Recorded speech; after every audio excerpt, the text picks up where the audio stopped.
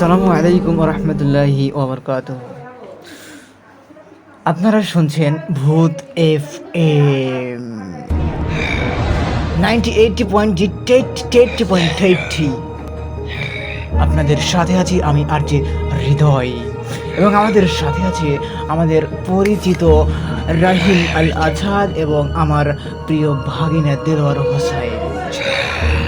এখন আমি আপনাদেরকে একটা গল্প শোনাবো।